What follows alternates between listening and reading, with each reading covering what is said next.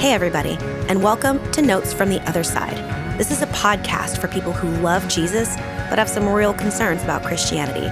Here at Notes, we take a microscope to some of Christianity's thornier topics and people using a progressive theological lens and a socio-historical approach to studying the Bible. So if that sounds like your jam, come on in and have a seat. But buckle up, it might get bumpy.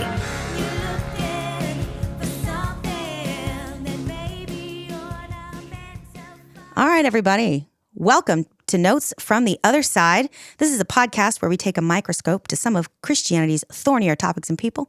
I'm your host, Tiziana Mom So Hard Severse. How you momming so hard? I have no children in casts today. Well, that's good news. There is nary a child in a cast or a splint or any other sort of sling. No, it hasn't been true. That wasn't true. Yeah. Moving up in the world. Yeah. So I think that there's some sort of like a gold star that I believe I am owed as a mother today. Mm-hmm. What's the Band-Aid count? Today is 2, 1 for each. But yeah, so the Band-Aid count's still pretty high, but lower down on the cast department. We got a house full of people, you guys. I'm so excited. So we're going to start going around to the left. We've got Rick the Podfather Will. Hey, how y'all doing? And then we have 3 beautiful, also Andy. I'm trying to figure out Just what Andy that. I don't know what that was. I don't know what that was. How you doing? There you Hey, how you doing? There you go. That was. She's like, doing? like, it's Rick the Podfather Will. She's like, good day, mate. Cheerio. And I didn't even listen to it. I was just like so excited to introduce everybody else. I like barreled enough over about us. for it. Enough about I us. just barreled over one. Then Andy. Yay. Rockaman Bishop. Pacow or whatever. Yeah. I have 3 very special guests in the studio with us today. As we've discussed on this show before, I recently became a member of Land of Sky. And sitting in front of me today are 3 beautiful people. We've got Jesse Dingle, Yolanda Adams, and Lynn Dingle. Jesse and Lynn are a married couple. They are retired from 35 years in education. And Yolanda hails from Kingston, Jamaica, but she came here to go to college and has been here ever since. And now we are all part of this one community at Land of Sky. And one of the things that is very exciting about June, of course, is Pride Month. And that's one of the things everybody's talking about. But this episode is coming out, it'll drop on the 17th. And that is just in advance of another extremely important holiday that happens in the month of June. And that is Juneteenth. Yeah. So I was talking with these lovely members sitting across from me about Juneteenth and its relevance. And I thought we would like to spend a whole episode of this, Christian theology podcast on the significance of Juneteenth. Sort of, it's definitely adjacent to the whole concept of salvation and freedom in Christianity. But for some reason, which, I mean, it's probably like an obvious reason to anybody who lives in America. For some reason, we don't talk about Juneteenth. Mm-hmm. I don't know why that is. So I thought it would be good for us to sit down and just kind of like have a round table discussion about this rather important holiday. Yeah. I'm excited. I'm excited. I'm ready. I was not at all aware of Juneteenth as a holiday for myself. And I'll just like Tiziana, 44-year-old white woman born in Washington State and then transplanted to the South, right? My earliest recollection of Juneteenth was literally 2023. Mm-hmm. But the community that I was traveling in at the time, because I was a part of one of the historical Black churches in Asheville, North Carolina, I was like, oh, what's this holiday? And they were like, girl, you don't know. Mm-hmm. Because come to find out, this holiday, which seemed relatively new and novel to me, even though I was going to an historically Black church, I had absolutely no idea. Yeah, Jesse is nodding emphatically. So I'm going to have you, I want Jesse to jump in and talk to me. Yeah, let's talk about that, like the disparity or the discrepancy there. As I'm listening to you talk, that was, believe it or not, that was my orientation as well. Because Lynn and I, Black man, white woman, totally Black church. And this was like 20 years ago. Mm-hmm. And you know how there's a connection or nexus between the Black community and religion and the church. Mm-hmm. That's where so many Black people got their, this is who I am, this is my identity. Mm-hmm. We never, ever talked about Juneteenth. It was never mentioned. I didn't know anything about it until 2020. Yeah. it came. I think the whole genesis of the whole thing started in 2020 after George Floyd and Black Lives Matter, and that's when Juneteenth really became a thing, and that's when it became a national. They wanted it to be a national holiday, but of course, the current administration in 2020 wasn't like. It was kind of weird, but anyway, when that's the first time I heard about Juneteenth, and I never heard about it before. Yeah, I'm about the same. Yeah. 4-ish years ago, maybe. Yeah, 2020. It became, didn't it become a national holiday in 2021? Yeah, Yeah, 2021. Yeah, because my wife and I got married on June 19th, 2021. And so it was a big deal because we talked about it. It was like, can you believe that? We're sharing it. Yeah, and Juneteenth is actually on the 14th, but our church not celebrating it until the 22nd. I thought it was the 19th always. 14th. Really? See, I thought it was the 19th too. Because I looked it up last it the night. It's 14th? June 19th. It wasn't 19th? Okay, Yeah. maybe that's why they had a lisp and they talk about Juneteenth. I was just going to say that I had actually heard of Juneteenth, but not as a holiday. And I was told, maybe erroneously, that the reason they call it Juneteenth is because not everyone was freed at the exact same time. Yes. Yeah. And that it maybe spanned several days. Yes. And that's why it was sort of a something around the 10th. Yeah. And so, and now once it became a national holiday, it was They the settled 19th. on the 19th. Right. And Yeah, so, just because I had to nail it down. So I think a little bit of history. Correct me if I'm wrong, but I think it was Emancipation Proclamation was signed in 1863. Right. It wasn't until 1865 that's That like, it- oh yeah, y'all can go now. Yeah. It made it Yeah. all the way. And it was like the last place that the slaves were freed was in Texas. And Texas made Juneteenth a state holiday in like 1979 or something like that, like a really long time ago. So Texas, surprising everybody Yeah. in the room, was like the first, was like, no, this is important. This matters. We need to celebrate this and we need to acknowledge this and lift this up, which I find to be fascinating. But like everywhere that I see Juneteenth celebrated now, and I think this is an interesting connection too, is always like street fairs and like lifting up Black businesses, lifting up Black entrepreneurs, like finding some way, because if you think about slavery, it was an extraction of labor and it was the extraction of Black labor.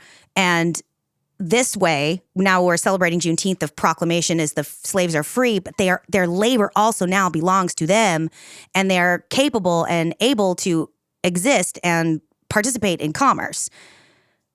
But I don't know if that's just how we're doing it now, or like, because again, I just started noticing Juneteenth as a thing in the last 3 years, but that's how it seems to be always characterized. But if you think about how do we celebrate July 4th, which is supposed to be an Independence Day.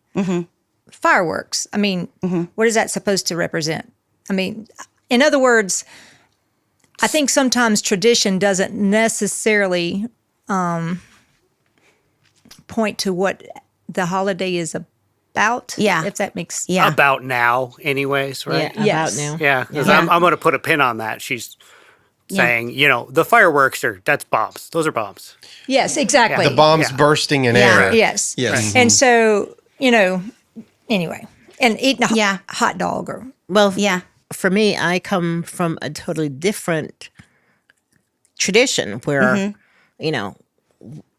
the slaves were free and the slaves were free and the abolitionists came and all of that. And so, I grew up in a place that most of the people look like me. So I really we didn't have to celebrate that. We do celebrate our emancipation from the colonization of the small islands, from England. And yeah, August 6th is our Independence Day in Jamaica, and that's what we celebrate. But, this whole thing about, well, the mail wouldn't have gotten to us until maybe 1866 or something like Yeah. that to say you're free. But, we didn't care because we were we were who we are. So Yeah. it was pretty. It's been an interesting dive because I didn't really fit into traditional Black history, and I don't particularly fit into anything else either. So I just kind of straddle the fence. Yeah, and what live your happens. life. So Live my life. So in Jamaica, the 4th of July No, but, is, but like I would call our Independence Day, where like the August whole 6th, nation is yeah. like, we are free from Yeah. like the, oppression of tyranny, and we get to self-govern and all that stuff. Is what day in Jamaica? August 6th. And it has an undeniably racial component to it. Absolutely. And here in the United States, our freedom from tyranny, that is like the big national holiday that we're like super excited about and everybody celebrates, has no racial component. But then the piece of our history that does actually have the freedom from tyranny, the throwing off of the imperialism, the freedom to exist in your own right, because it's racialized, we like, or maybe not, I mean, I don't want to say because, but I find that to be a very interesting connection here. Like, I don't understand why that particular holiday is not on par with 4th of July, especially hearing that here in Jamaica, that level of freedom, the throwing off of colonization and like the ability to self-govern had such a racial component. Okay, think about where we are today. Think about a couple things. How long it took for Martin Luther King Jr. to have his holiday, or that we recognize as a holiday. And think about how even now curriculums in schools and all these, there's such a drive to, I won't say whitewash, but disappear our history. This is such a painful part of history that some people don't want to remember, don't want it to be, I won't even say celebrated, but recognized. Yeah. So that's such a big part of this. Yeah. And we also like, we don't talk about, speaking of commerce, and like all the Juneteenth celebrations that I go to are always about like Black businesses and commerce and, lifting up Black owned businesses. We also don't want to talk about the ways that Black Wall Street being like burned down and destroyed, all the times in the South, like there was the grocer, the Black grocer that was next to the white grocery store, and the Black grocer was like, figuring out how to lower the prices and get all the businesses. And so that business was burned to the ground. There's also, in terms of what we celebrate and talk about in our history books in school, we don't talk about the financial oppression that Black Americans have experienced at the hands of the fearful white capitalists, which is so messed up considering our entire national identity has to no taxation without representation. And yet in the background here, white America is doing the same thing and we're not talking about it. Well, Jesse and I, in discussing, what do we need to discuss about Juneteenth? We talked about the fact that knowledge is power. And so those in power, it's not by accident that they also want to control the knowledge. And so I was a public school teacher for over 35 years. And if you talk about Black History Month, the children, whether they are in kindergarten or high school, they can probably name about 5 historical Black figures, because, we give it just a little bit of information and then February's over and we're done. So I just really feel like that way it's not painful. We don't know how many people didn't give up their bus seats before Rosa Parks. Nobody knows the story. I mean, I shouldn't say nobody. Yeah. School children are not told those stories. And, you're talking it's very, and then it was over. Yes. Yeah. Yes. Yeah. And if I say things like, once upon a time, if you were not a white man, you didn't get credit for inventing something or knowing something. Right. Even if you were a woman, it was the dude that you worked for. And the children are like, well, that's not fair. But, Yeah. that's kind of the, That's not fair. Anyway. And I think some people status quo works for. So that's why we still suppress knowledge, like Juneteenth, for example. Yeah.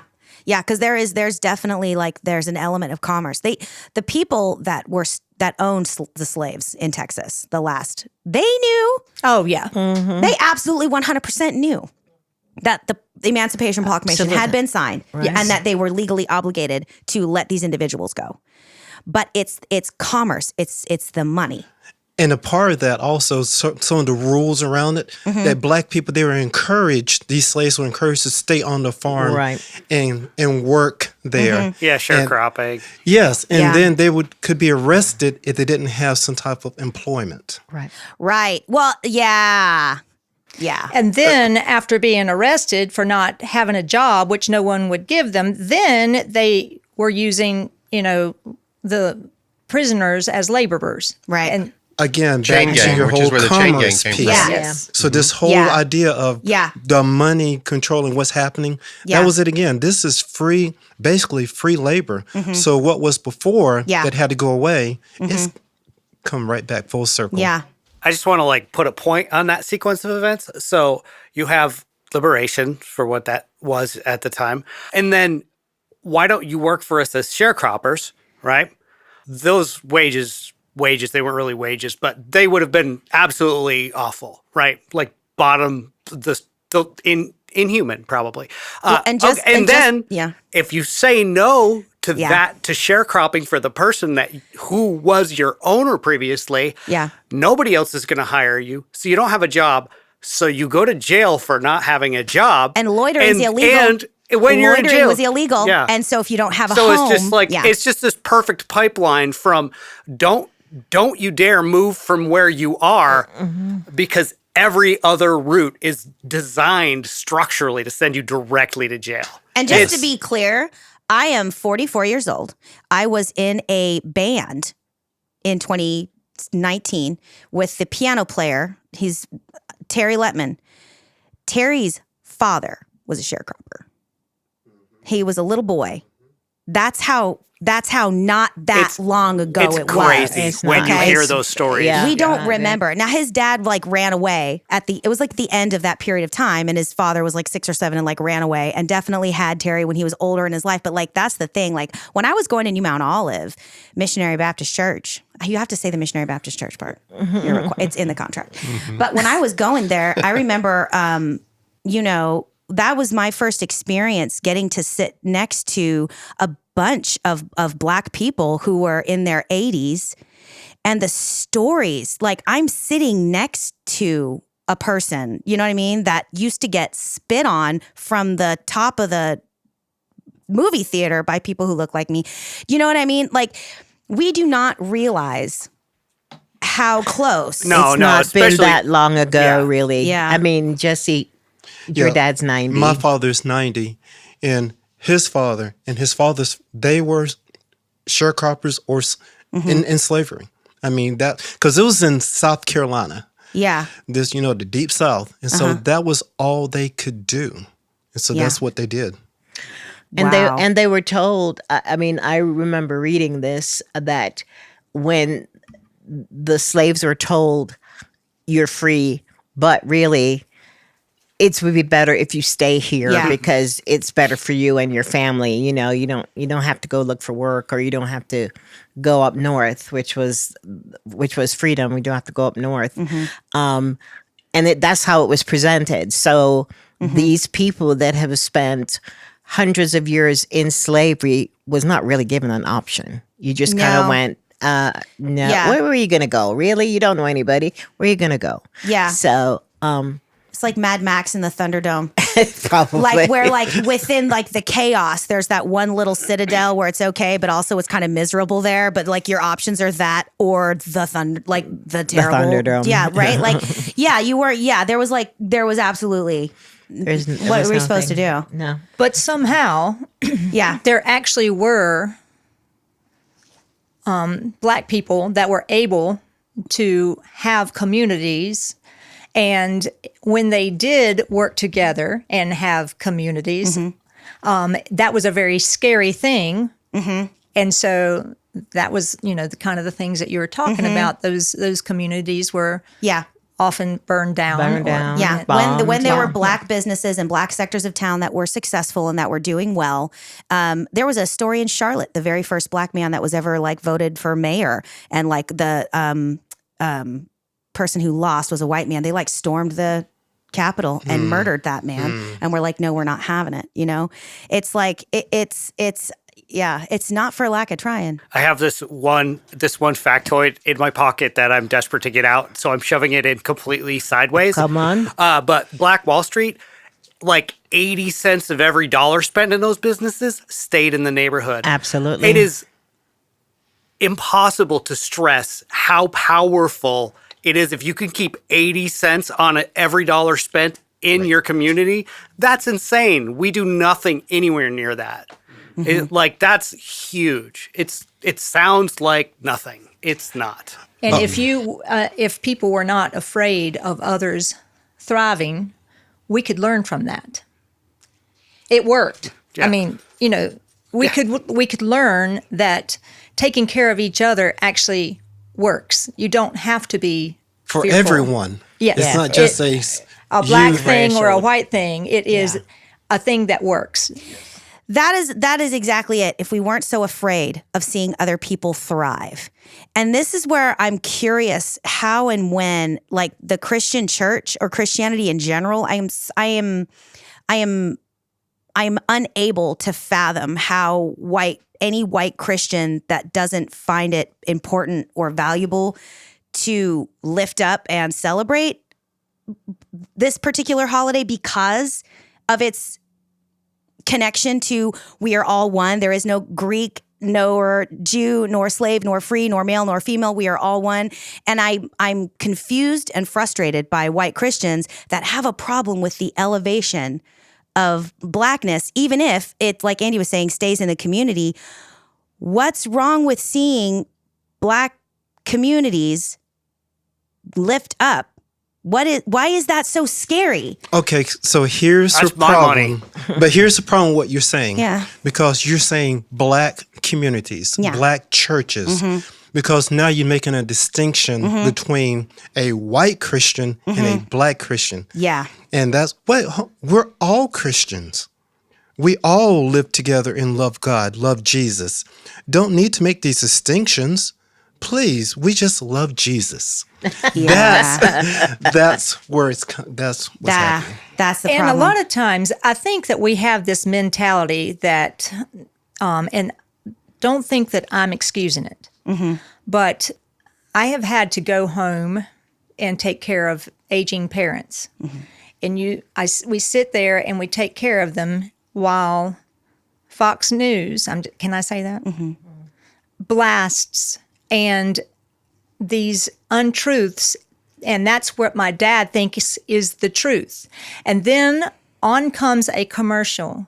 If you want to take Jesus Christ as your Savior, Yeah. pray this prayer with me. Yeah. And if everybody in your community is listening to the same news, going to the same church, and Living have in the this same living in the community. same community, Yeah. they don't know what they don't know. I am not excusing it, but Yeah. I can.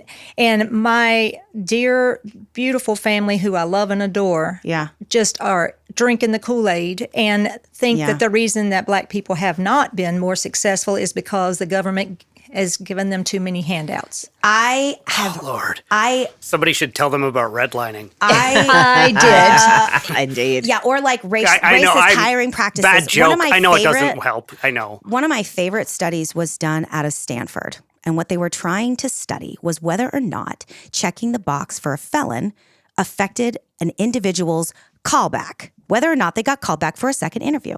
So because they wanted to control for race, they took black candidates and they took white candidates. They put them in the same clothes. They gave them the same resume. They coached them to answer questions exactly the same. And because they were all from Stanford, they had that same sort of cultural vibe. Then they took them to like Detroit or someplace and had them apply for a bunch of jobs.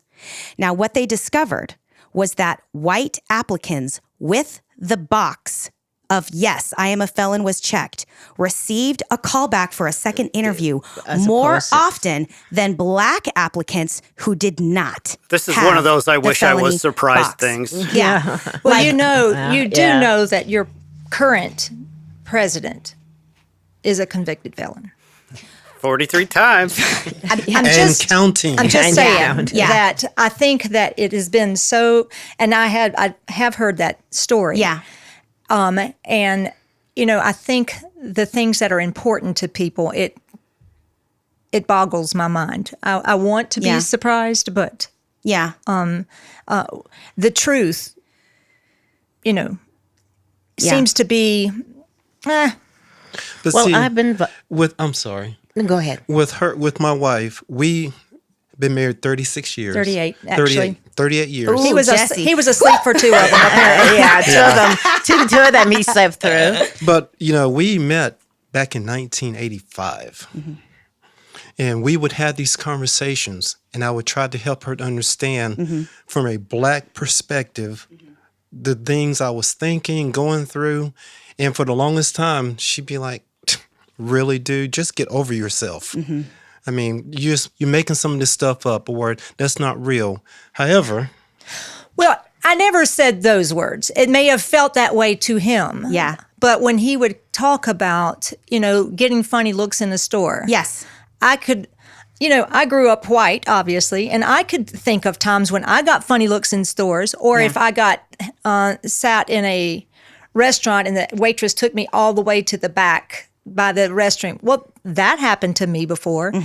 It wasn't, you were talking earlier about going to church in a predominantly Black church. It wasn't until I was in a Sunday school class and every Black person in the room could give me a story about being unfairly stopped by a police officer. Then it was like, oh, now I understand the difference. Now I understand, because neither one of my brothers ever had, and my dad never did. As a matter of fact, they were helped by officers. Anyway, it just... so going back to your initial question, how can God-loving Christians, white Christians, not get it? Because if you don't have an authentic relationship with someone who doesn't look like you, That's it. if you don't understand those experiences, then you will think the way that you think. And I think too, it's hard for even well-meaning white Americans that would love to try to find a Black community to be a part of in order to learn these things. That in itself can be kind of a racist thing to say or think or feel. And so because our communities are so divided, you've got to try, I sing. So I found a way, I just started having friends that sang, and some of those friends were Black folk. And then I didn't have anywhere to go to church. And some of my friends who I sang with invited me to church. It was that simple. But it wasn't until I grew up in the Inland Peninsula. My Aunt Lila married a Black man and had cousins before I was even born. So I grew up with Uncle Ben and all of my cousins. I didn't think anything of, I had to be taught that Uncle Ben was a Black man, because he was just Uncle Ben. You don't think anything of it. And so when I moved to the South and I saw all this racism firsthand, that because I grew up in a family that had a Black man in it, right, which is one single individual Black person, right? All of a sudden I realized that Ben didn't have his community. Ben was performing whiteness all of the time in our family, right? Ben was, and I didn't even know it. So here I am in love with my Uncle Ben and all of my cousins, and I had no idea that he was code switching his entire life. And then my cousins, I was talking to them later, Uncle Ben brought them down here to visit family in South Carolina, and Uncle Ben sat the kids down and was like, all right, boys, let me tell you something, because we are leaving the protected white space that you think is the way the world is, and we are now going to a place where that segregation and the Black community suffers this very specific things. And they had a huge education, and then I had ended up having a huge education as we talked about it, because they just tiny town. Everybody was where I come from, the other is the Native American. If that makes sense. Yes. And so those are the people that are discriminated against. Not that Black people aren't discriminated against as much, but really it's the Native people. And so when I moved here and I saw it, I was like, oh my gosh, I've been so foolish. Just because my Uncle Ben married my Aunt Lila and my family was cool and I didn't grow up with any experience of racism doesn't mean that racist because racism's over. Like I had to have this rude awakening as an adult who like prided myself on not being a racist person. Well, guess what? Do you know what I mean? Come to find out, even me, even expecting my Uncle Ben's performance of whiteness to be authentic was in its own way an ignorant form of racism, you know? One could argue that if you are white in America, you are racist, not on purpose, but by the mere fact that you have benefited from being white. And so if racism is, benefiting one person benefiting from their race, then we, by default, are racist. Not overtly, maybe. I don't even think it's that shallow. I think that it's. I mean, I come as well from an incredibly white place. Although I did like the only black family in town with children lived next door to me. But that's, you know what I mean? That's not like me like, hey, look how whatever this gets me. I'm just saying I had something, right? Where the hell was I going with that? Oh, yeah. We're all racist. Racism. Yeah. You're a racist. Yes. No, that's literally it. That's Yeah. literally it. And like, that doesn't mean you're malicious or hateful or even necessarily, it depends on if it's active or kind of accidental, passive, but even necessarily a bad person. But you have to, people hate this, but you have to understand that you are racist. Yeah, you have scripts operating in the background. There's degrees of it. Yeah. By far, there's massive swings of it, but Well, you are as well. Look, I've been hate working on a series on cancel culture for the last, I don't know, about 4 or 5 weeks. And so I would say maybe 2 or 3 years ago, I would have disagreed with what you said. Today, I 100% agree with what you're saying. Yeah, because it's so normalized that you're like, I'm not racist. And you're just like, no, you just don't understand. You cannot see it. Yeah, I mean, most people, like, when I came through school, I didn't know that America had its own form of concentration camps during World War II. Right. From 1942 to 1945. Japanese Americans, 73% were actual American citizens. Yes. The And they were Puyallup put County in- Fairgrounds where I grew up. Yeah, so there was 10 internment camps. Like, I had no idea. And they literally just tried to erase it. And you used the word whitewash, and I know you hated to say that, but that's exactly what's going on. That is what is going on. Controlling the narrative. They have to. Yeah. Go ahead, Yolanda. no. We keep cutting you off. Oh, no, that's fine. I just want to say that I once said I've had the pleasure of leading several trips to Montgomery, Alabama to see all of the things that they have there for that EGI opened up, the Equal Justice Initiative. And I have taken a busload of all Jewish people, all white people, the Martin Luther King people from here association. That was a great trip.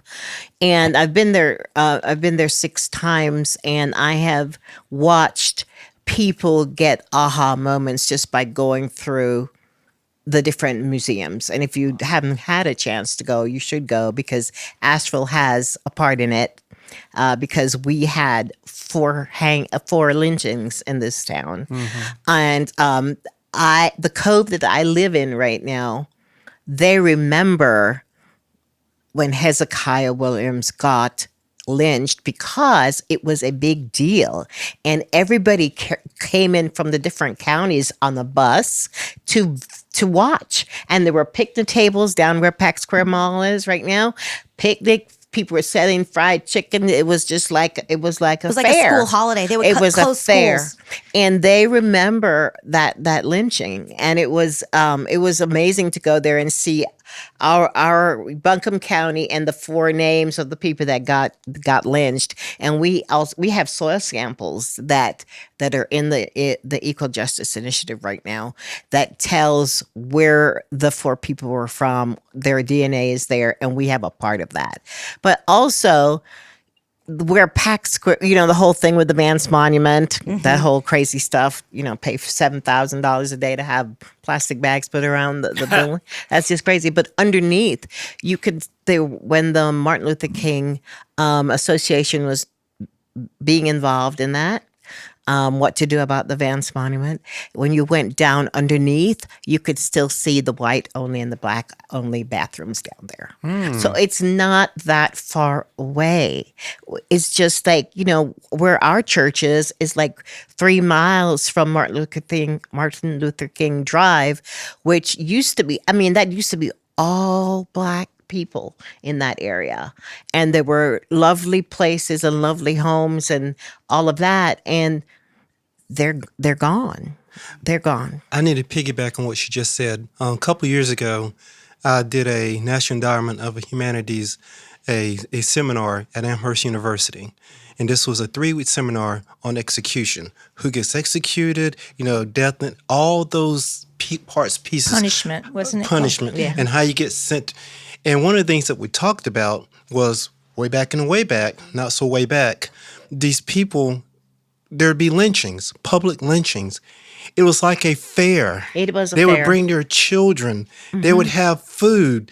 They would have postcards. Oh, yeah. And all Souvenirs. these yes, Souvenirs, all kinds of souvenirs. things. And I said to the instructor, how in the hell could this become so normalized?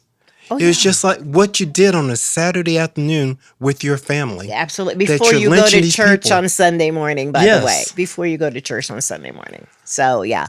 But I also said, if we were not a racist, and this is the country of my choice. It's not the country of my birth, but it's my country of my choice. So if I chose to live here, and when I go to the doctor or I go for a job interview, I have to check off what race I am. That means that we're racist, because Yes. when you come to my country, you don't have to do that.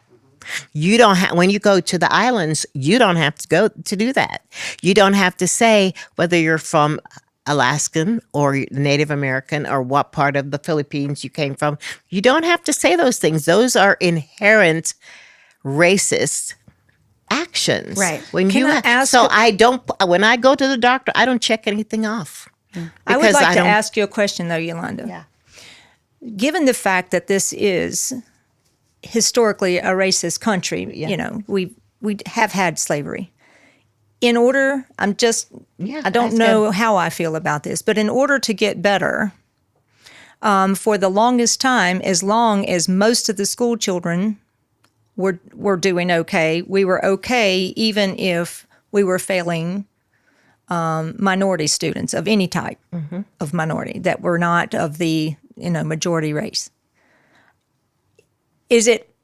Should we continue to pay any attention to that, or to see how well a school is meeting the needs of certain kids, or is that just perpetuating racism because we've called them the gap students, and we have names for it now. I just wonder, is there a time, and I think earlier it was mentioned something about that who is getting called back for interviews. Right. If we don't track any of that, does the same thing continue to happen if nothing is ever tracked? So I did. Well, I think the litmus test, I'm sorry. I think the litmus test is going to be in the next 4 years. Yeah. If all of these rollbacks for DEI things really happen during this administration, that is going to be the litmus test. Is there a change? Is there a gap? Are Black people not getting hired? Are people of any race not getting hired anymore? That is going to be what we're going to see. Is your sweet little granddaughters, are they going to come up in a system that they are not recognized for their beautiful brains, but their color? What is that going to do when you don't have some kind of harnesses on before the horses go out? I mean, we've got to. And that's the thing about collecting data like that. So collecting racial data does both things depending on who has it in their hands. And, for example, my daughter is part of a Kaleidoscope Play and Learn, which is a Buncombe County Partnership for Children program to get 0 to 3 children in small play groups with other kids and quality educators. When I filled out the survey at the end of the year, they asked what my race was. And I believe, because I know that organization, they're trying to figure out if they are not marketing to enough diverse families in order to make sure that the representation of their group is reflective of the actual racial makeup of the city that they're in. That's them.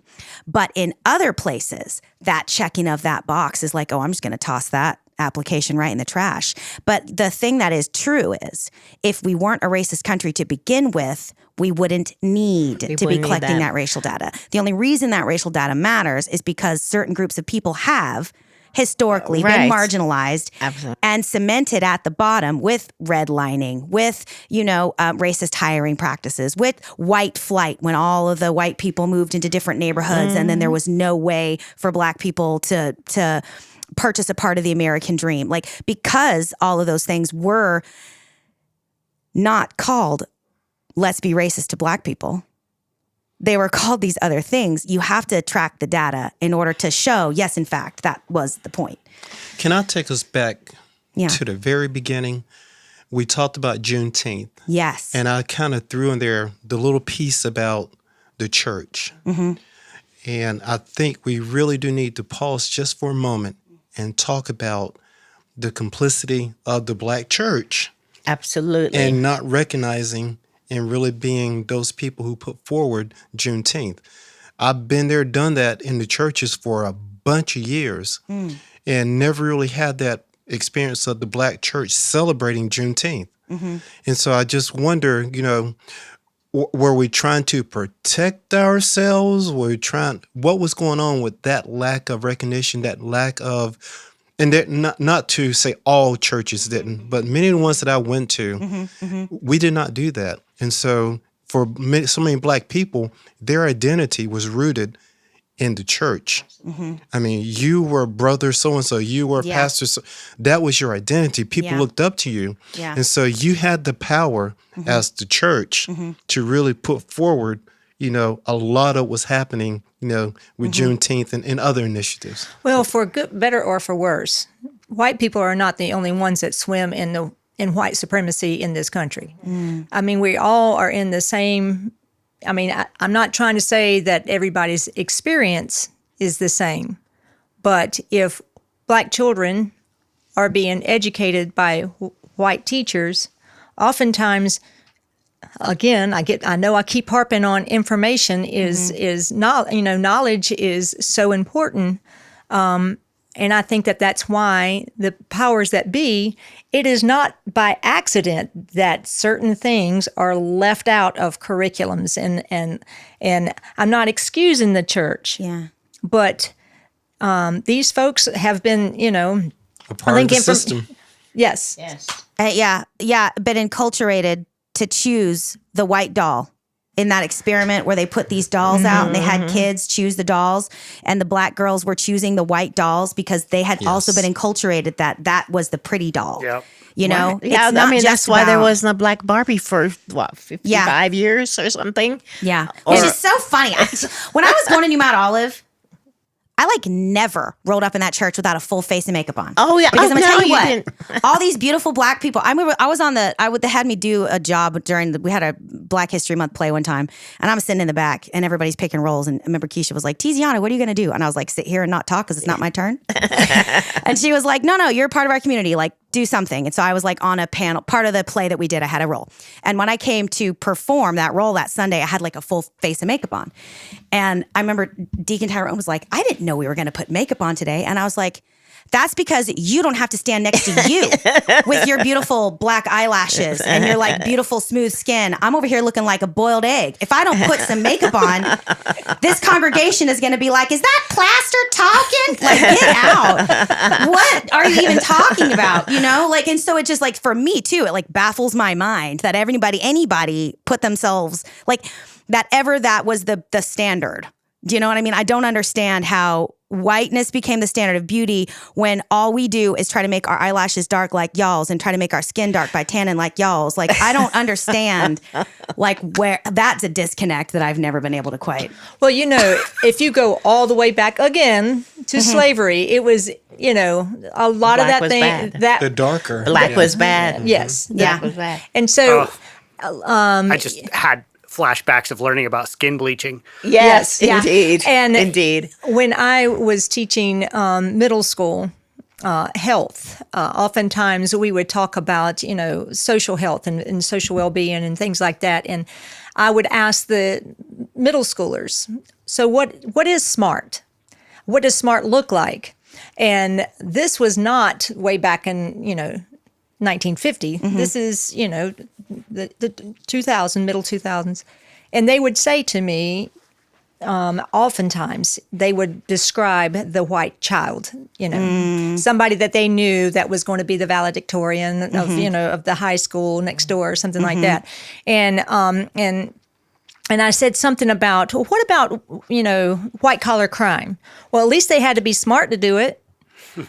So the idea of what we think is bad but to the church, I think back to what you were saying, oftentimes what is valued even at church historically, and may I say black churches, it's the ones that can dress the nicest. Gosh, yes, and absolutely, whose absolutely. hats look the best. And Absolutely. so That is kind of a revelation, actually, to think about it in that manner, because that never occurred to me, because you do that as a picture that's easy to bring to mind in a black church is a very well placed out and everything black church. The fact that there's a reason for that never occurred to me. That is the time in the week that you could show how prosperous you were. And so you would go to church and every outfit had shoes that match and hats that match. And the bigger the hats, the more you spent on it, the more wealthier you are, or the more well-to-do you are. It was the time, one time a week where we could show off. And I can say we, because my mom is a member of a mega church in Florida. I get twitches every time I think about it. But when my mom comes here to church, she's like, I'm the only one in pantyhose. I'm like, yeah, Mom, you're the only one in pantyhose. She's like freaked out about the fact that nobody dresses up to go to church here. That cracks me up because the first time I ever went to all of my friend Daytree invited me and I was like, do I need to wear pantyhose? That was the first question. I was like, do I need to wear pantyhose? Like, can I just come? But at the same time too, like how much of that also is related to and based on, there is an assumption of either malice or class made about black people when they're not fully dressed up. They've done all these studies. If you see a black woman out with a bonnet on, or if you've seen a black woman, a black man going to they did a study where they had an open house. And so they had a person there at the open house that was like secretly taking data about how much interaction the people coming in had with the realtor. And they staged well-to-do looking black people, well-to-do looking white people, roughish circa Tiziana right now, white people, and then black people circa Tiziana-ish right now, little makeup, whatever, who knows.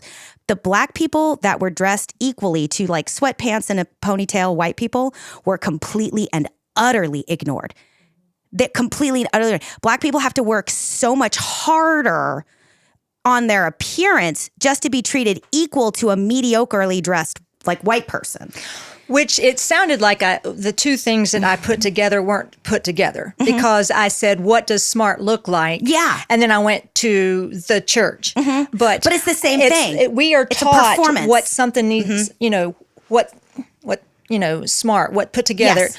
We are somehow taught what that looks like. Yeah. And we don't even remember where those lessons came from necessarily. Yeah. And I hear what you're saying, but I'm not saying it's okay. But here's the reality. In mid 2025, and you know this. I know. When I go someplace and make certain purchases, I'm going to dress a certain way. Indeed. Because I want to be taken seriously. Wow. I mean, it is a very conscious decision on how I dress when I go certain places. Yeah. And most people... Can you clarify that? Because I do the same thing, but I'm trying to figure out what you mean. Okay, like for instance, if I'm going to buy a car. Yes. Okay. I'm going to make sure I'm not in jeans and a sweatshirt or Because you or want a t-shirt. better deal. No, because I want them not to think, That you're just They won't take him shopping. seriously. You want to take him seriously. Yeah. You don't have any money. Let- You're a let- black man. You don't have any money. let me show you this $2,000 So car. that's still Yeah. going on. Oh, absolutely. Yeah. I mean, can I tell don't mean you- to be ignorant. I'm Sorry. just saying that's still going on. But that's Oh. a lot of that too is completely by accident passive racism. Right. That's what I was talking about earlier. These are not necessarily people that understand they've made that value judgment. Yeah, they've got a script in the background. It's behind because, the like, curtain to themselves. I was raised in a very racist home, like very racist. So my rebellion against my family was that I wasn't going to be racist. Like that was Yeah. Right, whether I right. got I didn't escape it, by the way. I still have we've talked about it in this podcast many, many times about how I still have these racist tendencies that are in me, but they're just by culture, just learned. But when I look at black men or women, no matter what they dress, like my brain doesn't think that way. Well, that's good for you, No, though. but what it does is whenever I was telling them in the group here, like I was in the back alley and there were 3 black men wearing like these tank tops, and I was petrified. And it was automatic petrified. Yeah. How many times have I admitted that? Yeah. I Yeah. was like, I just realized that I'm racist, because he was like, would you feel the same way about 3 white men like that? And I was like, I didn't have that happen, but probably not. And so, man, that really bothered me. That bothered me. Yeah. And so, like, I get it. Like, I get what you mean. Like, but if I go into like to buy a car, like I'm going to dress up nice too because I want them to think that I have money, so that they know that they, because They'll figure it out at the credit check. that's immediately. But if they're looking at me, they're talking to me. I'm trying to get a better deal too. But I don't know. But you have that advantage. I do have an advantage. That you Yes. could dress however the hell you want to Yes. and walk into any store and get what you want. It would never occur to me to dress up to buy a car. They can suck it. I hear you, but I'll also tell you. I'm saying that as acknowledging the fact that, acknowledging the reason I've never had that thought. But Yes. go ahead, please. I'll also tell you that whenever we are together going into a store, Yeah. if we have made a purchase, automatically, I will hand her the bag Yeah. as we go into another store. Because they will. Automatically. It is. Really? Oh, Yeah. God. Yeah. We have had too many times where people have come and walked right over to him and said, "Can I hold that for you at the front?" And in the same store, Yeah. and I'm not kidding you, there'll be Yeah. a 5-year-old white girl walking around with something in her hand, Right. And Yeah. but somehow. But Yeah. the other thing that's just kind of funny about it, for years and years and years, he was an administrator. And so if we ever went somewhere right after work, he was dressed like an administrator, oftentimes in nice clothes. I was a PE teacher, so I dressed differently. And we would walk around the store together, and people very, very often would come to him, especially if it was like if we were a big box store, let's say. And they would say, "Sir, when you're finished with her, can you help me down this aisle?" Yes.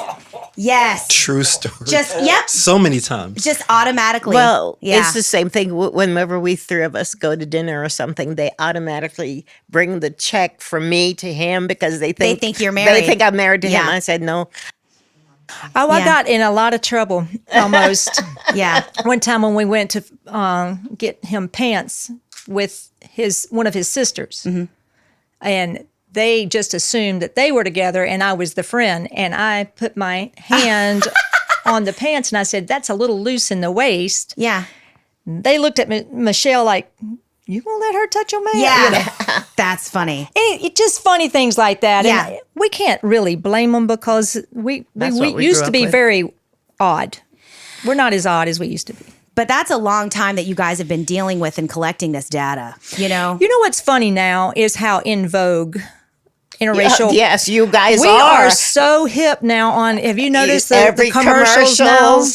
But that's what COVID did for us. I mean, there are things that happened during COVID that would not have been. COVID made people realize just how much Black people pay for cosmetics. There has been like 27 different lines of cosmetics that have come up since COVID because Black women couldn't go and do their hair at the beauty shop. because the beauty shop was closed. So they had to learn how to do their own hair. And then you realize that you've got people with mixed race hair and you've got, all of that. And where was that money going? It wasn't going to the hairdressers anymore. It was, so people said, you know what? We're going to develop some products that Black women can do this or Black men can do this at home. And all of a sudden, there are. But even beyond that, going back to your point about the economics in Black Wall Street, there came a point maybe 5, 6, 7 years ago where advertisers and companies started realizing brown people have money.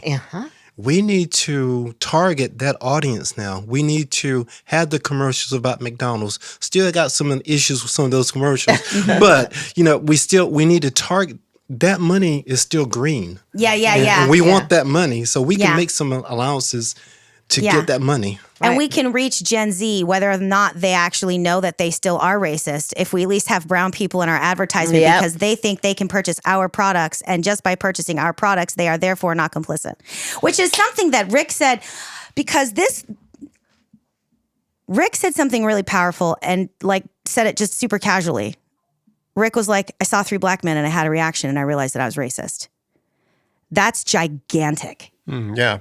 And it is after we finished the episode, we said that we solved racism in here, which we laugh about. But that's the thing. It's the natural thing. It's the natural instinct, and that's what sucks. I hate it. But it's the I wish thing I could that stop it. White Americans need to admit. Because if you did it just so casually, like in the presence of Black people even. Do you know what I mean? Yeah. And we're honest about it and acknowledge it. But I think that's part of the problem. There's such this knee-jerk reaction because we understand at a fundamental level how absolutely abhorrent racism is. Did we just say that the stigma about being racist makes it harder to understand and deal with your own racism? Yes. Because I think that's what we just said. Yes, it is. But if we could just normalize casually acknowledging, or not even casually acknowledging, but in your own self, because I think a lot of people will have that knee-jerk reaction about seeing a Black person and that cognitive dissonance because, no, I'm a good person, I'm not racist. Well, they'll actually double down on their racism by saying, well, so they must be bad because I'm not a racist person. Instead of just acknowledging, I just did, or I just had a racist experience, and acknowledge that and then try to deal with it. Yeah. I think the one thing, though, that I do want to just put out there that, anybody can go to a playground and shoot a ball into or at a basketball goal. Then at that time, maybe in the vicinity of you could call them a basketball player. They are not LeBron James. So you could say that they have some skills. That's kind of how I'm looking at this racism thing.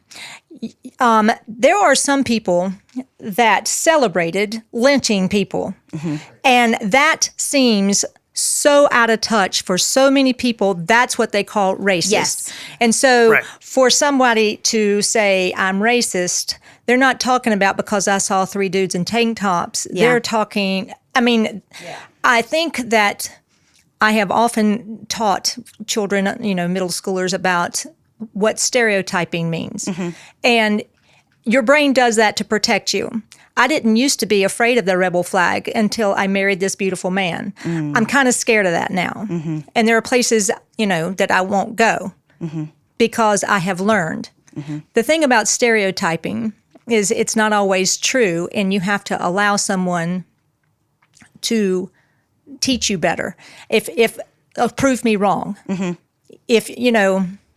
If my brain says be fearful of you, but then I allow you to prove me wrong. Or if my brain says you're a scary person, allow those kids to prove you wrong.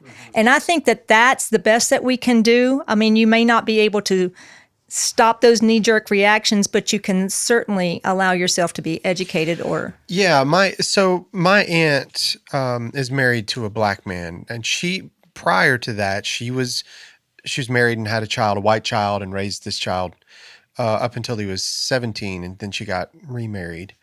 And so her experience of raising a white child with a white man and raising her biracial children with her Black husband were night and day. And I have to use those words, night and day. Okay.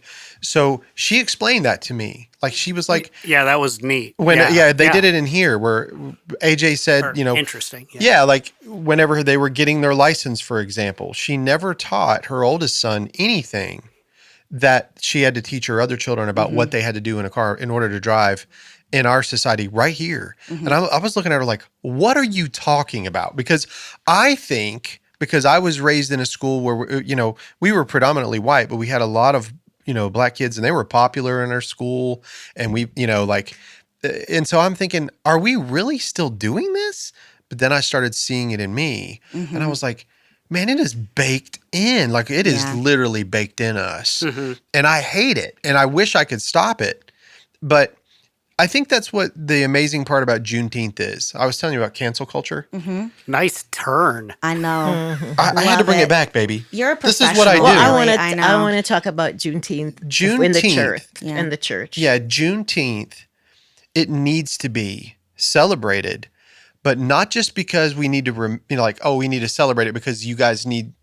No, it needs to be put back in the face of us white people. Yes. To remind us that this happened so that it will keep wrestling with us. That's why we hate it. That's why we didn't want you to have that holiday because you're reminding us that we suck. And that sucks. But it's the only way it's going to work. And it's generational. It's going to take some time. Yeah. But you got to keep doing it. Yeah. You have to. Well, let's talk about our church and what we bring to Juneteenth, because I think that's important. Land of the Sky UCC, we have celebrated Juneteenth every year since it became a holiday. When I came to the church, there weren't any other Black people there, and so, you know, I didn't feel like I needed to stand up and recognize for everybody. But I do think that our church is committed to having a Black pastor. We have a pastor of Belonging and Becoming, that she's a Black woman, amazing preacher, amazing things. We've had that in our budget to hire someone, and we really are looking for someone to do that role because it's important. Also, I brought drumming this beautiful Black band that came and taught us drumming for every Juneteenth since we've been there. We just turn over the service to everything, all things Black, and then Black American, which is different, but. Also, this year, we're not going to have the drummer because he moved back to New Orleans, but we are having 3 African-American storytellers come and be a part of our service. And that's going to be the service. And they're coming with stories about being Black in America now, knowing what they have been through to get where they are.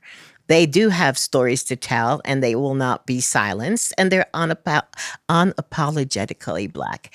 So that is what our church is doing, and we feel that if other churches that are predominantly white would do that, would have the courage, because it takes courage to do that. We believe in that. We believe in. I mean, if you know our pastor, she is like, she's in the face of all things bad. I mean, she does not shy away. She's not going to pretend like she's not living into what we say we're living into. And so therefore she is fierce and she's fearless. And that's what you need in the majority of the white churches, to make the white church sit up and take notice, you know? So that's why I am thinking that Juneteenth is making a difference to a lot of people in our community, our 300 people in our community. I would agree. I think that's also why, you know, predominantly white churches do not like Pride Month. It has nothing to do, like, I don't even think that they really think about the sexuality of it as much as they do. They just don't like being reminded that they don't like somebody. Do you know what I mean? I do. Can I make a juxtaposition between your story about the 3 Black guys, Juneteenth in the church, and Pride Month and gay and all those things that Who's the happen. professional now, guys? Jesse. Tying it together. The thing I thought about, if you saw those 3 same black guys and you knew them from a distance, would your reaction have been the same? No. All right. For some folks, if they see gay people or they have gay people in their family and they know them, their reaction and how to respond to gays and lesbian, queer, whatever, is going to be totally different. If white folks and black folk worship together in a Juneteenth celebration, it's going to take on a whole different meaning and dynamic. So having those relationships, having those people coming together, having, again, I said it before, those personal relationships, understanding who you are, who you are, that's going to make such, generational maybe, but it's going to make such a difference when I know you. I don't have to fear you. Yeah, I love that. One of the Brian Stevenson, who is the director of the Equal Justice Initiative, he wrote a book called Just Mercy, and it has to do with, if you have not read it, it's amazing. There was actually a movie made of it. It talks about how he became important in the Black community because he went up and fought for people to get released from unlawfully released from prison. It's amazing. But one of the things he says that we can do as Americans, regardless of our race, is to have, one of the things it says, it has proximity. Proximity is the key to having different outcomes as far as what do our friends look like. I've had people that tell me this all the time. I'm not racist. I have a black friend. Okay. So that doesn't necessarily mean that you're not racist. Yeah. It's just a convenient way for you to excuse what you know to be true. So, I think proximity is key, whether it's being a part of the Latin American, Latinx community, which, that's a big deal here. I mean, the only thing worse than being black is being Mexican. And it's just the truth, because it doesn't even matter that everybody of brown skin is Mexican to a lot of people. Yeah. Even if they're not from Even Mexico. if they're Salvadorian or Honduran. And, absolutely. And I think the closer we get to understanding cultures and being close to cultures that's just what it takes. You wouldn't, I agree. He would not be afraid if he knew those people. And earlier, I talked about how my parents could so easily be lied to because there are no authentic relationships with folks that are different. Because in their community, almost every single person they come in contact with looks the same way. The one difference, if there's one difference, he becomes Jesse. the exception. Yeah. Oh, my dad loves Jesse. Yeah. There is a. But he's one of the good ones. Right. I wasn't going to say Are you that. familiar- That's exactly. That's He's it. one of Are the you good ones. familiar with this? That's happened to him so often. Are you guys familiar with this phenomenon, especially here in the South? Because this is something that I grew up and I figured this out. It's unfortunate, but it's true. And I think one of you may have mentioned this. But this is racism is perpetual. It's traditional. It comes from father to son or mother to, it works that way. And I've heard people say things like, "Oh, he was a great man. He was a great man." And this would be a white man talking about a black man. There was a man in our community, very well respected. He was a great man. And I remember there are plaques at Mr. Pete's Market in Fletcher all about him, okay? But here's why, and this is going to suck to hear. It's because he acted more white. Indeed. Yeah. Because he behaved and acted in a particular way. And because he did, he was respected among the white community. And that sucks. It sucks. I came here from Jamaica to Minnesota to college, okay? And That is a huge change right huge there. change. Yeah, my pendulum Hot does to not super swing cold in the to- middle. But I want to tell you, I cannot tell you how many people there said to me, "Oh, you're not black, you're Jamaican." I heard that for the 3 years that I was in Minnesota, and I've heard it since then. I've heard that said about a lot of like different like chunks of Eastern Africa and stuff. Yeah. Yeah. Like not Absolutely. black this. Man, No, you guys they're are not making black me. I've heard that a bunch. I got to ask Yeah. you a question now because you said that. Can I ask you a question? Yes. While you've talked or we've all talked, I've heard, like, I've been using the term black. And I've had people tell me that that's offensive. And then I've tried to say African American. And I was told, I'm not African. Why are you saying that? I've heard both. Which is correct? It depends on Who you're talking to. Yes, because I'm black. Okay. And for some, they have a different orientation in their mind or in their upbringing or culture. They call me African American. So it really does. You can just say, what if you have to ask? Yeah. I mean, which would you prefer? Well, earlier Yeah. tonight, Ryan was here and I used the wrong pronoun. And Tiziana helped me out. Yeah, Tiziana helped me out. And I'm being honest here. I care about that because I want Ryan to be seen the way that Ryan wants to be seen, and to be respected the way that they want to be respected. Yeah. And I make these mistakes, and I'm like, We're all going to make mistakes. Well, The fact that you care That's a big is, difference. and I think that we went to church with a lady, and I always called her by her first name, and out of respect for her, I asked, and oftentimes I came out to the car with a grandchild today, and I said, "Tell Miss Yolanda hello."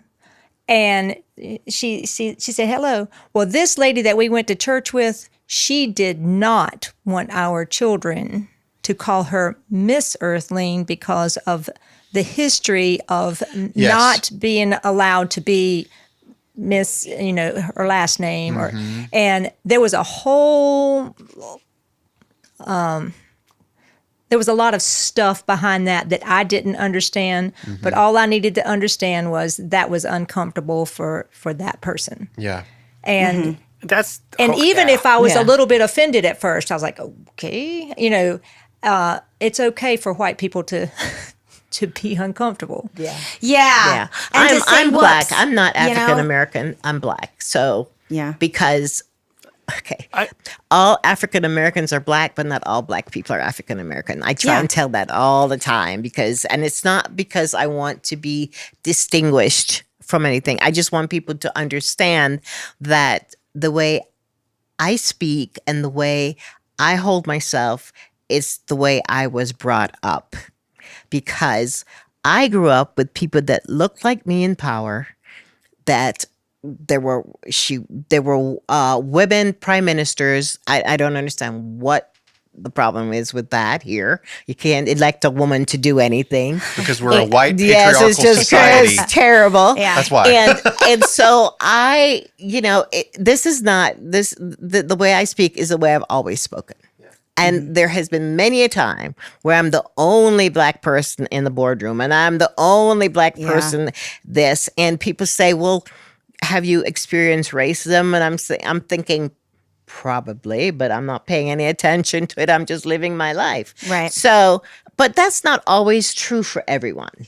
There are people who have been denied jobs and I know the people that give me the jobs that have power are the ones that think in their minds that she is not offensive. I won't be offensive to anyone. I won't go to a national meeting and go, "What up, dog?" Yeah. I won't say that. Right. Because I am the personification of the white black woman. Is it okay Yeah. if I ask Andy to save what you just said as Foley and use it for the podcast later? That was fantastic, Throw bro. things in. That's good. I know that's good. That's good. Jesse taught me how to do that. Are you okay with sharing about your interview at when you don't have to say which high school? Oh, well, no, it wasn't an interview. It was Well, when I was being introduced. This was when it was actually the largest school in Virginia, largest high school in Virginia. Wow. About 4,000 students.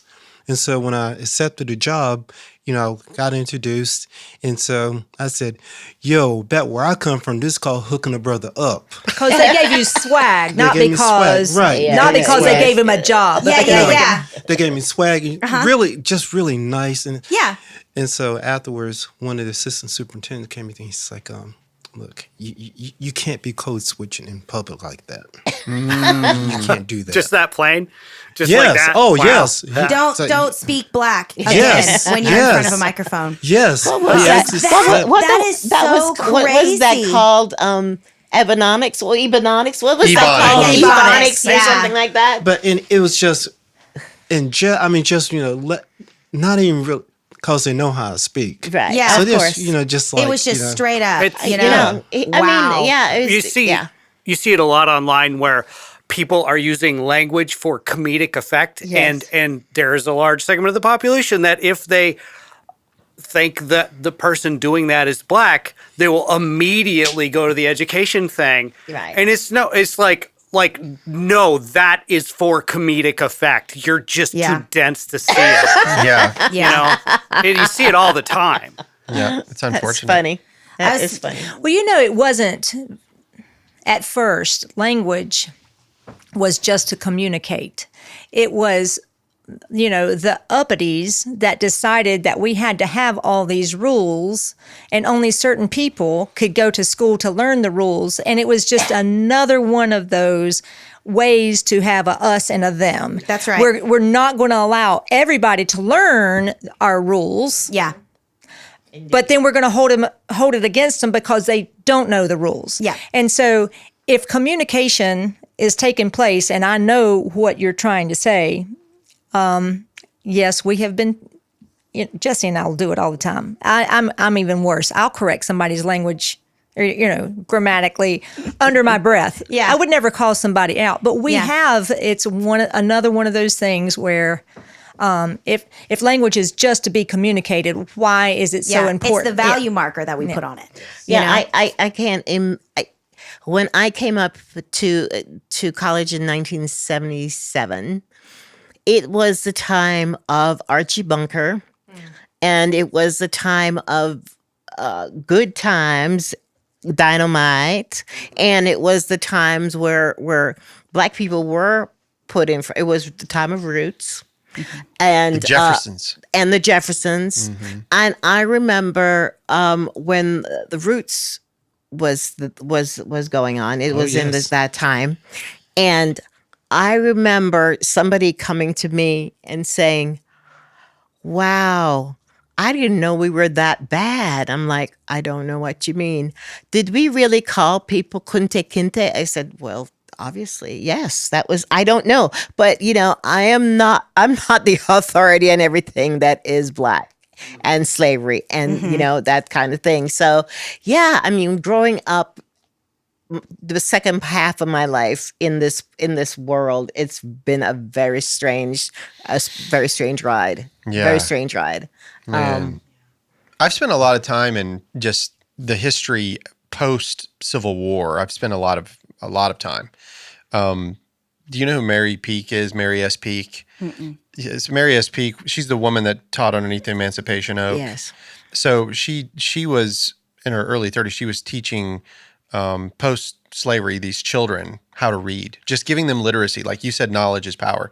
She was doing that. The reason she had to do it under a tree is because it was illegal. Illegal. It was To have illegal. to- to have wow. to teach Because Black people. the Turner Rebellion had happened. Nat Turner, Oh, who was a yeah. pastor Yeah. who killed Yeah. 60, white men, women, and children. And, when you actually read that story, it's like that dude snapped. Like he'd had enough. Yes. Like he just, I am done. I'm going out in a Right. blaze of glory. Yeah. And he did. But after that, then everything became illegal, Yeah. Yeah. And so, but some of the heroes, I think the heroes are the ones that just, whether it was quietly or they just opposed and they just did what they knew was right. And that's the biggest thing. Teaching a child how to read, they would call her Miss Peak and she would call them my future. I love that, man. You ought to hear. Indeed. You're going to cry when you hear that episode. It's a powerful episode. Oh my gosh, that's coming out on Burroughs? Yeah, it comes out tomorrow. Oh, Actually, okay. it comes out I'll on my listen to that. Patreon. I gotta subscribe to your Patreon. You do. It's I know, amazing. I keep forgetting. We're doing a show. We're doing an episode for my show, and I'm plugging Rick's Patreon. Listen, but it that's sounds how it so works. Good. Yeah. But listen, they're going to get a free Burrow Swag T-shirt Oh, there tonight. you go. So there you go. There you go. I don't have you guys- T-shirts yet. My poor little sad podcast. We'll get you one. We'll get you one. Even Andy has T-shirts. Even Andy. Even Andy. This has been an amazing. Yeah, this has been a really amazing This has been so conversation. fun. And what I'm going to do is I'm going to link in the show notes both Land of Sky, and I'm going to try and release this episode well in advance of Juneteenth. And so what we can do once the show is over today, we can do some research and find out what Asheville and Hendersonville are doing to support the Black community and to like celebrate Juneteenth, and we can link those things in the show notes too. So that if you're listening and you're looking for some way to participate and celebrate this holiday, you'll be able to click those show notes and Yeah. and go if you have a participate. problem with the holiday, good. I want you to think about why. Well, the thing also, the thing is, after this year, will we have this holiday? Yes.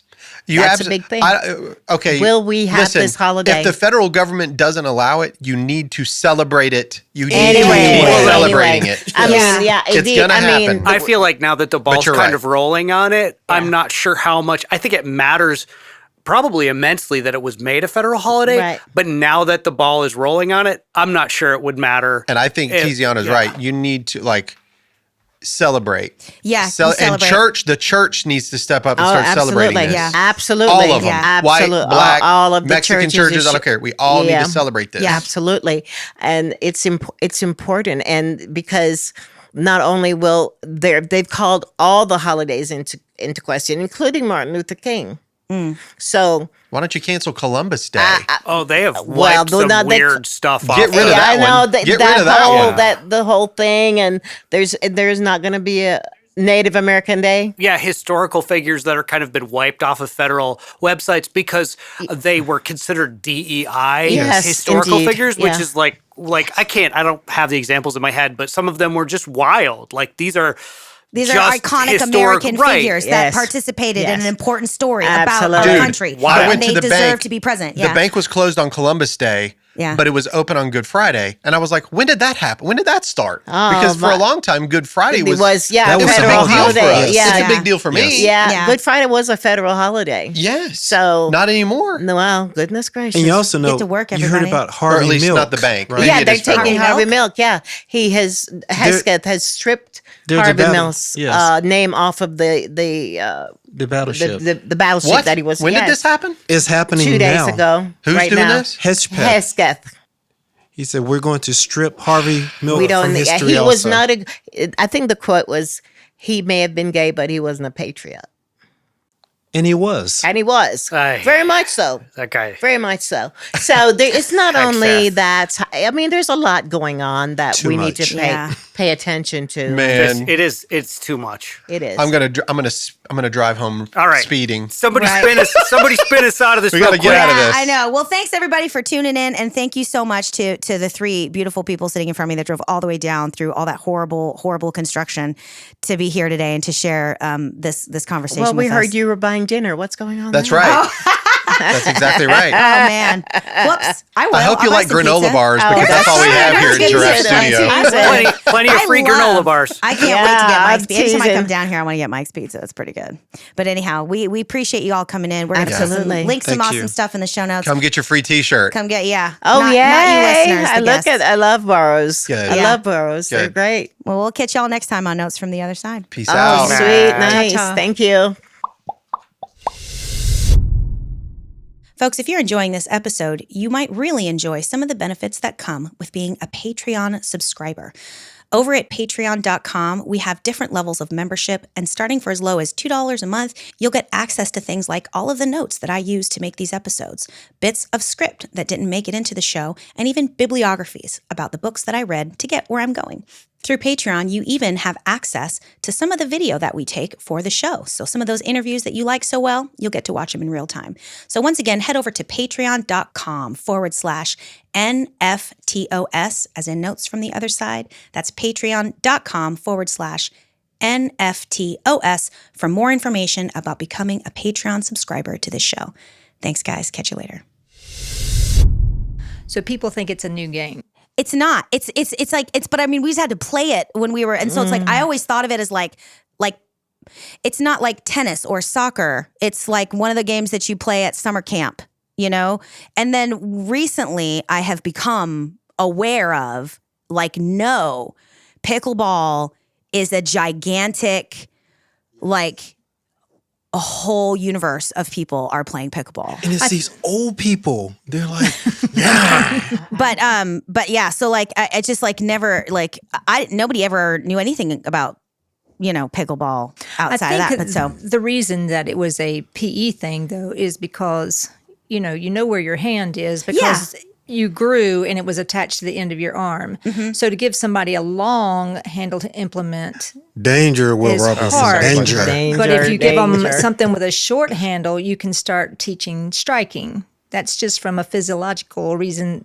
where did you teach that they were teaching pickleball? Because no one ever played I never met anyone that knew what pickleball was outside of like the Olympic, like the Pacific Northwest, like Washington, Idaho. Like no one else knew what it was. We didn't call it that. We called it a paddle and a ball. Oh. But was it still the wiffle ball? Yeah. Okay. It was pickleball, but they were wooden paddles. I thought it was just an isolated thing that we did in our school. No one ever knew about it. I would say pickleball like when I moved here, like when I lived in Hawaii. Well, they were called pickleball paddles, but I just thought they were wooden paddles. Yeah. We didn't play, you didn't have $200 pickleball paddles back then. You have $200 pickleball I paddles? don't, but they are out true there. for Y'all, any this sport. is very Any serious. sport. I had That's no absolutely idea true. that Yeah. pickleball had gotten this crazy. Girl, you used to see these old people out there. Listen, they're- I got to start watching out. it's wonderful exercise. Yeah, it's crazy. Do you want to test Jesse's mic? I think he's okay now, but please. Yo, T, how you doing, girl? I'm doing good. I made it here somehow through that terrible traffic. Yeah, that sounds better. That sounds good. I like it. Love it. Am I the only one that has one off? Yeah, I mean, you could, however's comfortable though. It's Okie not- dokie. Yeah. Don't be touching mine. I'm not. Yes, Yeah, I did. that touch was it. mine. I would. No. I'll behave. I hate boys with cooties, don't you? Whatever. I sometimes hate boys without cooties. My girl.